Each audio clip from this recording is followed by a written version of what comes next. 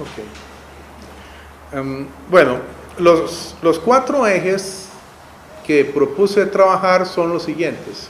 Primero, sobre la reconstitución del pensamiento crítico hoy en día. Segundo, de la crítica de la religión a la crítica del fetichismo. Tercero, de la crítica del fetichismo a la crítica de la economía política. Y cuarto, de la crítica de la economía política a la crítica de los mitos del capitalismo. Ahí puse crítica del capitalismo, pero en realidad debería decir a los mitos del capitalismo.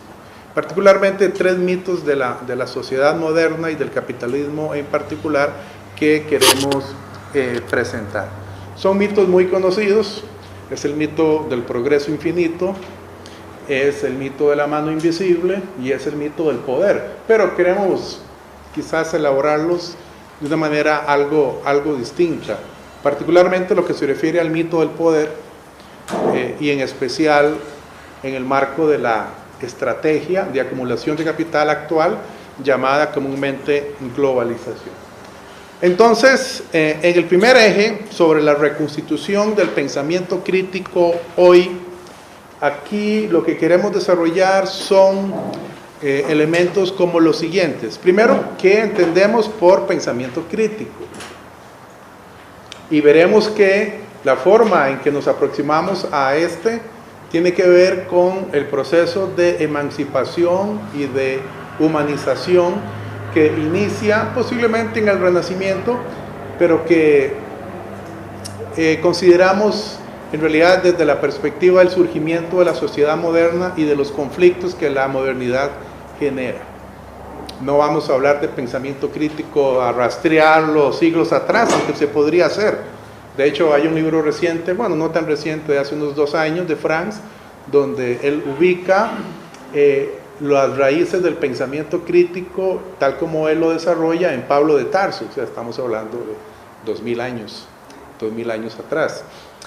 No voy a ir tan lejos en esta presentación y en realidad vamos a comenzar con la persona que consideramos representa las sentencias fundadoras del pensamiento crítico moderno, y ese es Marx, sin ninguna duda. Aunque claro, hay antecedentes en Hegel y en Feuerbach que comentaremos brevemente, pero fundamentalmente nos interesa a partir de Marx. Y de hecho, este camino que vamos a recorrer de la religión al fetichismo, del fetichismo a la economía, de la economía al capitalismo, estamos siguiendo los pasos de Marx.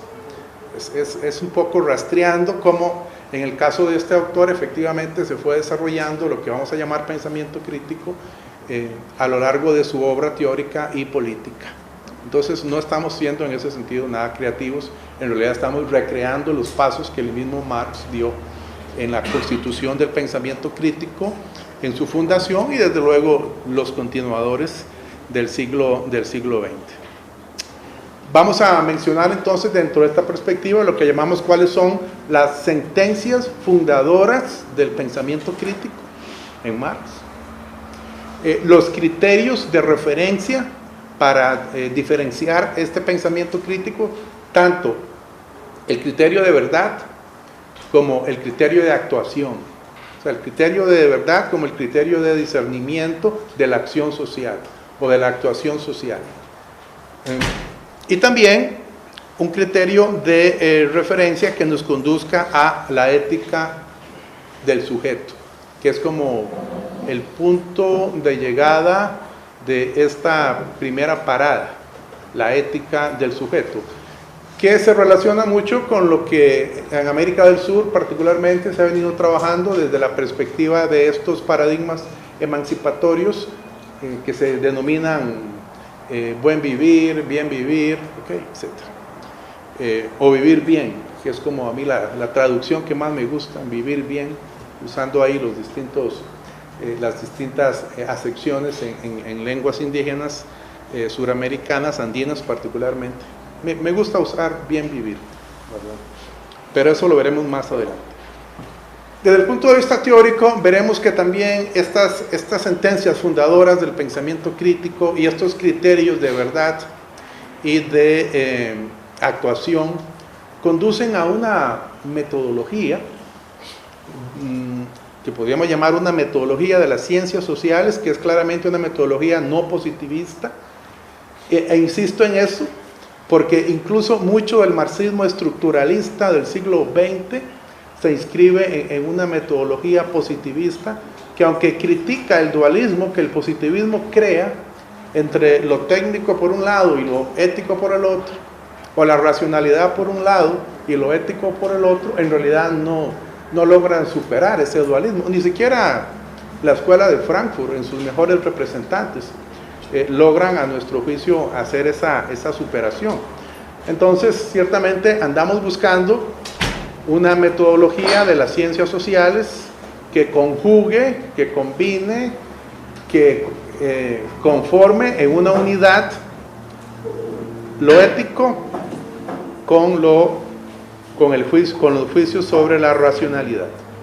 Ustedes saben que en el caso del positivismo y todas las ciencias sociales en general, tenemos esa escisión, esa separación, ¿verdad? A lo sumo, en el caso de la economía, que es el caso más obvio, la teoría neoclásica particularmente, donde la separación es principio incluso.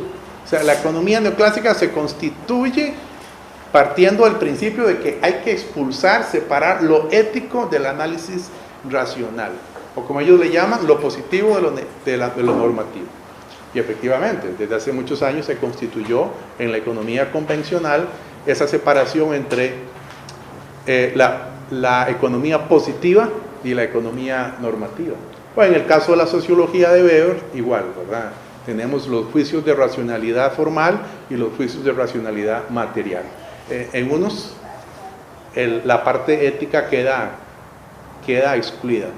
Desde luego, hoy en día hay un replanteamiento, incluso en algunos de los autores, digamos, más sensibles a este tema en la economía actual, digamos Amartya Sen, pero incluso lo que Amartya Sen postula es la necesidad de interactuar entre lo que él llama lo técnico con lo ético o lo moral, ¿no?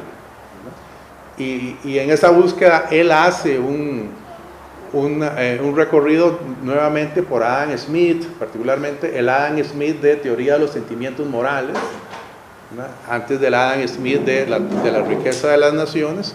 Pero en fin, se trata sin duda alguna para nosotros de una de las limitaciones más importantes de la ciencia social contemporánea, que incluso las visiones más críticas y radicales no han logrado superar. Y eso lo tendremos ocasión también de comentar. ¿Okay? Y también surge de esta fundamentación del pensamiento crítico que vamos a hacer en la segunda parte, surge una epistemología que igual intentaré reseñar.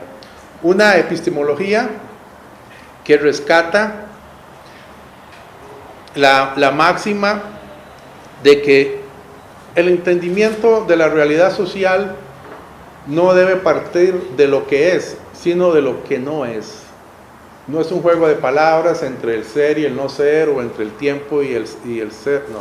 En realidad es un principio epistemológico muy importante que se desarrolla creo que en el trabajo de Franz, me parece, que les distribuimos, ¿verdad?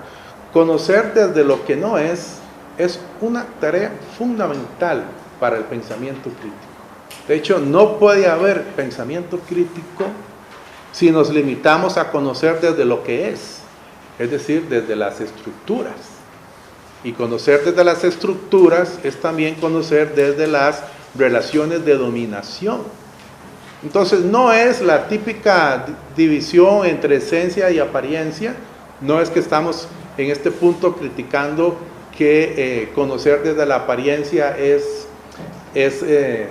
lo limitativo. De hecho, no hay otra forma de conocer si no es entrando por las apariencias, o como dirían los autores de la teoría crítica, por la fenomenología.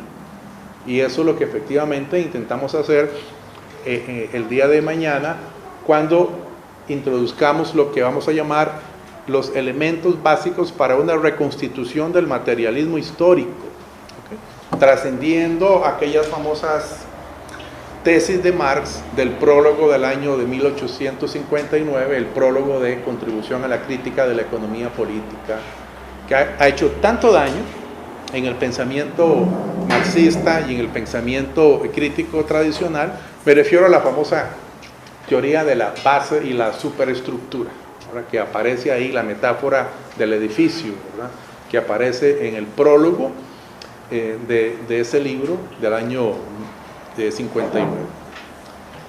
Y desde luego la otra base epistemológica que vamos a mencionar es mucho más conocida, ¿verdad? Es actuar para transformar. Es decir, la tesis 11 de Marx sobre Feuerbach. Actuar para transformar.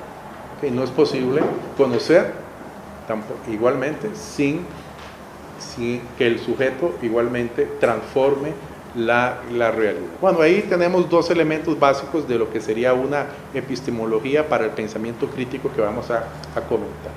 Y bueno, y sobre estos puntos que acabo de exponer es lo que quiero desarrollar en la segunda parte, ¿okay?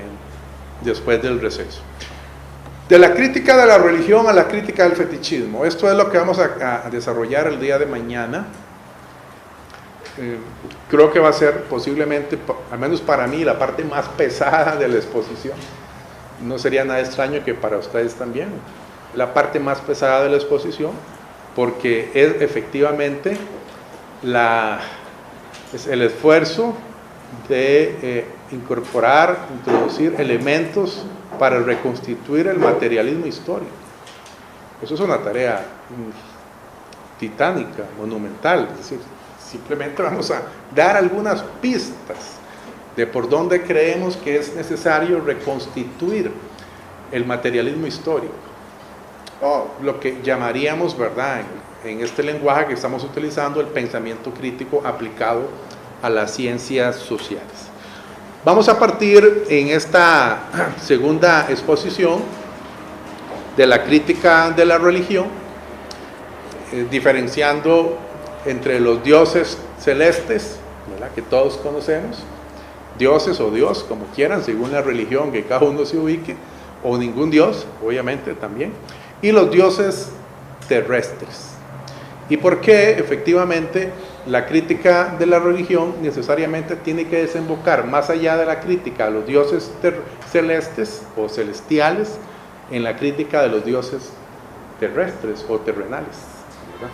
Obviamente esos dioses terrenales nos estamos refiriendo a las estructuras de dominación que adquieren formas divinizadas, como el dinero, la mercancía, el mercado, el capital, el Estado y en general las estructuras de dominación, cuando adquieren esa forma divinizada particularmente.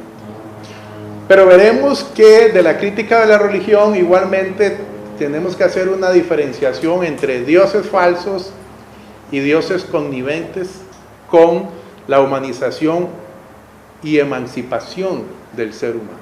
Y esto es independiente de si uno es ateo o no lo es. En realidad, no vamos a meternos en ese tema. Desde luego, podemos plantear una perspectiva teológica en el sentido de la teología de la liberación, que establezca efectivamente esta diferenciación entre religión y espiritualidad de lo humano. ¿Okay? Y desde luego también entonces podríamos pensar en que el análisis de la divinización tiene que culminar desde el punto de vista de las ciencias sociales, que es lo que nos interesa, en el análisis del fetichismo o de la fetichización de las relaciones sociales, que es un tema mucho más conocido, pero no tanto, porque si algo importante se sacrificó del legado de Marx en el siglo XX fue precisamente su teoría del fetichismo, de la mercancía, del dinero, del capital o del Estado también, ¿verdad? Y eso transformó el marxismo en un estructuralismo. De hecho, Marx en su teoría del fetichismo es eso, un estructuralista. De ahí que no es de extrañar efectivamente que en autores como Althusser se haga esa separación tan radical entre el Marx joven, filosófico, especulativo, humanista, y el Marx maduro del Capital, ¿verdad?, científico, donde parte de lo que se deja por fuera es efectivamente su teoría del fetichismo, que para nosotros es raíz, base fundamental de esta reconstitución del materialismo histórico del que estamos hablando. Entonces concluiremos con un análisis del lugar de la teoría del fetichismo como teoría científica. Teoría científica, insisto en eso, porque de hecho el marxismo y el estructuralismo la condenaron como una forma ideológica más, incluso como una alegoría dentro del análisis de la crítica social.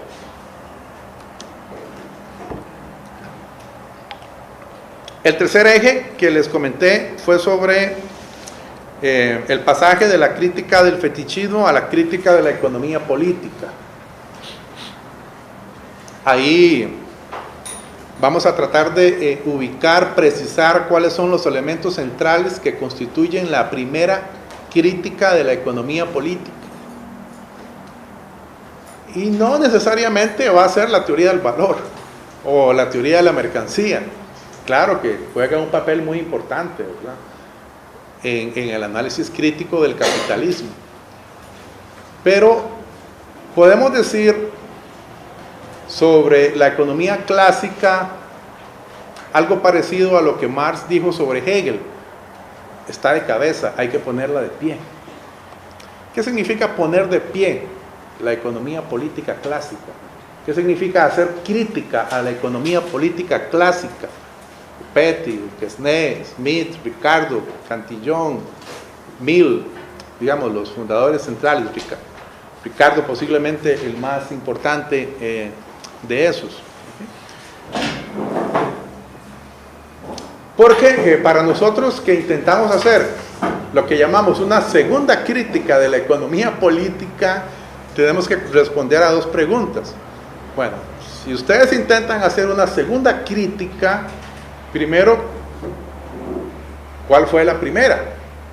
Y segundo, ¿cuál es la relación de esta segunda crítica con la primera crítica de la economía política? ¿Okay? Entonces eso es fundamental. Y sobre eso hablaremos también el día de mañana. ¿Okay? Y aquí vamos a incluir entonces también los elementos para una reconstitución del materialismo histórico, como antes les estábamos comentando. De una forma quizás inesperada, esta reconstitución vamos a intentarla a partir de un análisis de la fenomenología de la vida real. Y no necesariamente a partir de una crítica a los posmodernos o al mismo Marx, que desde luego hay que hacerla, porque las tesis del prólogo de 1859, donde se postula esta metáfora del edificio, la base y la superestructura, y el condicionamiento de las formas superestructurales con respecto a la estructura o la base, ahí están escritas, no son un invento. Pero vamos a ver que inclusive el mismo Marx tiene elementos que parecen que él superó claramente esta visión. Y no en el Capital, incluso mucho antes del Capital.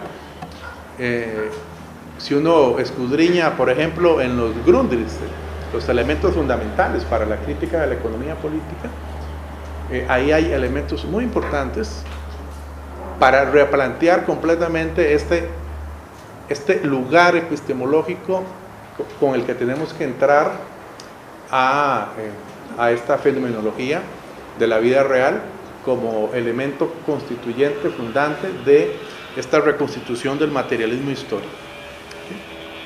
Y vamos a terminar entonces el jueves con el último paso de la crítica de la economía política a la crítica de los mitos del capitalismo. La sociedad moderna se presenta como una sociedad sin mitos, como una sociedad secular, como una sociedad que deja atrás el pasado atávico de las sociedades ancestrales, donde reinaba lo mítico y lo mágico, pero en realidad veremos que no es así, posiblemente todos sabemos que no es así, ¿verdad? La pregunta no es si esta sociedad no es mítica en relación con las anteriores, sino cuáles son los mitos de esta sociedad, ¿verdad? ¿En qué mitos anida esta sociedad? Y particularmente entonces vamos a mencionar 3 de ellos, ¿verdad? Como antes les mencioné, el mito de la mano invisible, el mito del progreso infinito, el mito del poder y la forma en que el mito del poder se ha transformado en los últimos 20 o 25 años dentro del marco de la estrategia de acumulación llamada globalización, ¿verdad? Y cómo también la constitución de este mito del poder juega esta espiritualidad del mercado. Porque el capitalismo tiene una espiritualidad.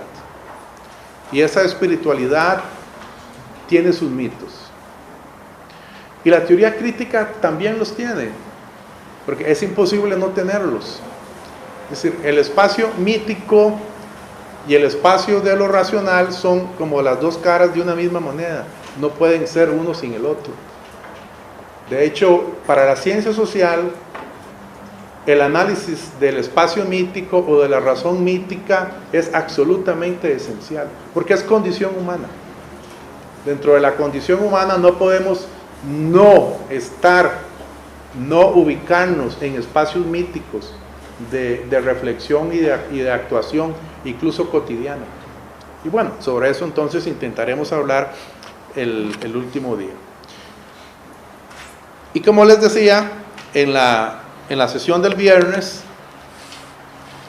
que aunque es abierta, en alguna medida es una continuación de estos 4 ejes, la charla se va a llamar el teorema de la imposibilidad de Arrow reconsiderado, o una reconsideración del teorema de imposibilidad de Arrow, con una pregunta adicional: ¿es el bien común un horizonte imposible?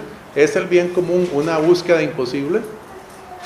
Esto por cuanto desde la teoría de la elección social actual, y ya estamos ubicados en otro ámbito, la teoría de la elección social es una teoría del pensamiento económico dominante, ¿cierto? No estamos hablando ya de pensamiento crítico. No, es una prolongación de la teoría neoclásica, que digamos remata como en 2 grandes extensiones que actualmente tiene: la teoría del equilibrio general, que es la que hace metástasis, incluso podríamos decir, de el teorema de la mano invisible de Adam Smith, y la teoría de la elección social, que es como la parte normativa de la teoría neoclásica. Curiosamente, el teorema de Arrow lo que postula es que bajo ciertas condiciones de racionalidad y de comportamiento valórico,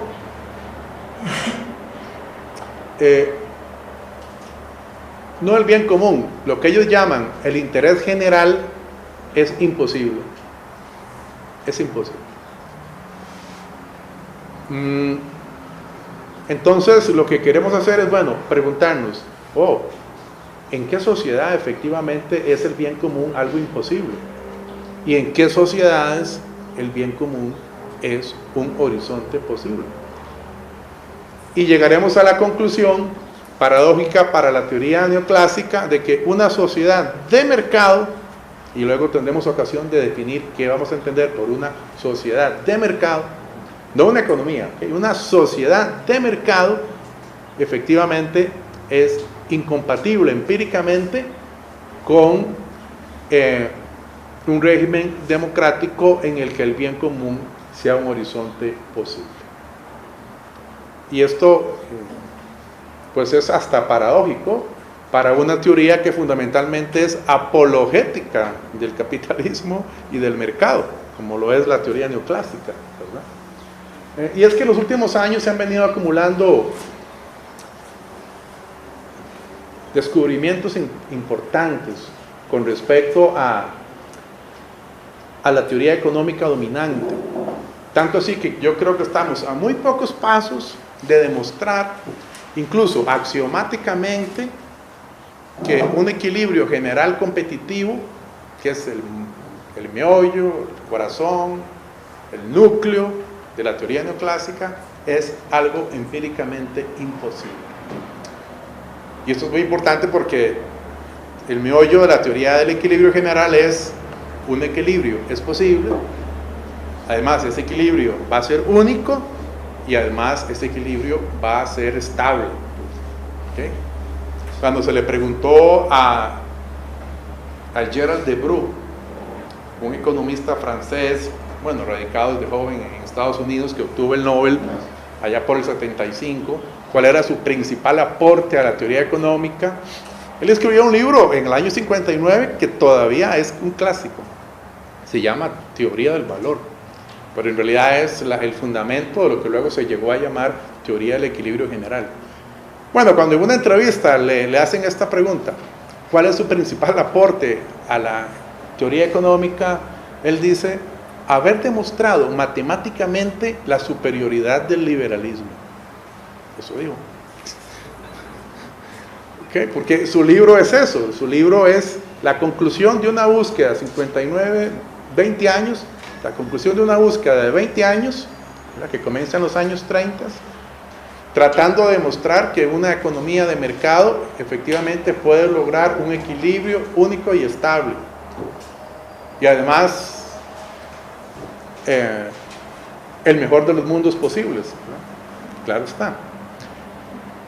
Sin embargo, él mismo participó en los años 80 en el desarrollo de uno de los teoremas también más escandalosos de la teoría económica de los últimos años, el llamado teorema de Soneskin-Mantel-Debreu, donde se obtiene, donde queda muy poco, con ese teorema queda muy poco de la teoría del equilibrio general, muy poco. Todo el problema de la estabilidad queda sepultado, todo el teorema de la unicidad del equilibrio, y lo único que queda es la posibilidad de que efectivamente el equilibrio exista. ¿Okay? Pero Samuelson, han oído hablar de Samuelson, ¿verdad? Falleció hace unos 2 o 3 años, posiblemente uno de los máximos representantes del neoclasicismo y del neokeynesianismo de todo el siglo XX. Dijo en el año, ¿cuándo fue que publicó él este libro? Su tesis doctoral es del año 49, creo. Él dice algo como esto: si los economistas lo único que pudieran demostrar es que existe un equilibrio, en realidad estarían muy expuestos a la mofa, y él usa esa palabra, a la mofa, de que no hay mucha diferencia entre un economista y un papagayo o un loro al que le enseñen a decir oferta y demanda. Y efectivamente, vea que eso lo dijo en su tesis doctoral, que se publicó con el libro Fundamentos del Análisis Económico. ¿Ve? 50 años después, efectivamente, nos encontramos con que eso es lo que queda de la teoría económica neoclásica. ¿Ve? De manera que ciertamente no hay mucha diferencia entonces entre el loro de Samuelson y los economistas neoclásicos, sobre todo esos que hoy en día se encierran en eso que llaman la teoría del agente representativo, ¿verdad? Que es como ya el último reducto que han tenido que acceder para intentar defender sus teorías de la crítica, incluso de post-keynesianos como Stiglitz, ¿verdad? Ni siquiera de otros autores, pero post-keynesianos como Stiglitz y otros más. ¿Okay? Bueno, ese es a grandes rasgos lo que queremos desarrollar durante estas 4 sesiones. Entonces lo que quería era darles este panorama general primero para que tuviéramos como de dónde agarrarnos, ¿verdad? Hacia dónde es que vamos a ir durante estos días. No sé si en torno a esta presentación preliminar, ¿verdad?, de ubicación, hay alguna consulta o alguna pregunta o comentario, lo que sea, algo que no haya quedado claro o que les parece que tal vez haya que plantear de otra manera, no sé, ustedes me dirán.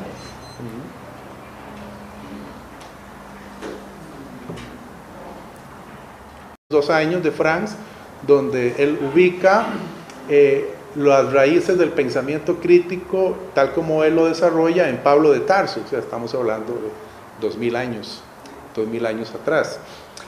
No voy a ir tan lejos en esta presentación y en realidad vamos a comenzar con la persona que consideramos representa las sentencias fundadoras del pensamiento crítico moderno, y ese es Marx, sin ninguna duda. Aunque claro, hay antecedentes en Hegel y en Feuerbach que comentaremos brevemente, pero fundamentalmente nos interesa partir de Marx. Y de hecho, este camino que vamos a recorrer de la religión al fetichismo, del fetichismo a la economía. Entonces, en el primer eje, sobre la reconstitución del pensamiento crítico hoy, aquí lo que queremos desarrollar son elementos como los siguientes. Primero, ¿qué entendemos por pensamiento crítico? Y veremos que la forma en que nos aproximamos a este tiene que ver con el proceso de emancipación y de humanización que inicia posiblemente en el Renacimiento, pero que consideramos en realidad desde la perspectiva del surgimiento de la sociedad moderna y de los conflictos que la modernidad genera. No vamos a hablar de pensamiento crítico, a rastrearlo siglos atrás, aunque se podría hacer. De hecho, hay un libro reciente, bueno, no tan reciente, de hace unos, de la economía al capitalismo. Estamos siguiendo los pasos de Marx.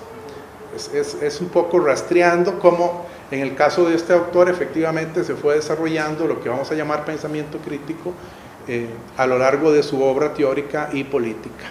Entonces, no estamos siendo en ese sentido nada creativos, en realidad estamos recreando los pasos que el mismo Marx dio en la constitución del pensamiento crítico, en su fundación y desde luego los continuadores del siglo XX. Vamos a mencionar entonces dentro de esta perspectiva lo que llamamos cuáles son las sentencias fundadoras del pensamiento crítico en Marx, los criterios de referencia para diferenciar este pensamiento crítico, tanto el criterio de verdad, crítica del fetichismo a la crítica de la economía política, y 4, de la crítica de la economía política a la crítica de los mitos del capitalismo. Ahí puse crítica del capitalismo, pero en realidad debería decir a los mitos del capitalismo, particularmente 3 mitos de la sociedad moderna y del capitalismo en particular que queremos presentar. Son mitos muy conocidos. Es el mito del progreso infinito, es el mito de la mano invisible y es el mito del poder, pero queremos quizás elaborarlos de una manera algo distinta, particularmente lo que se refiere al mito del poder y en especial en el marco de la estrategia de acumulación de capital actual llamada comúnmente globalización.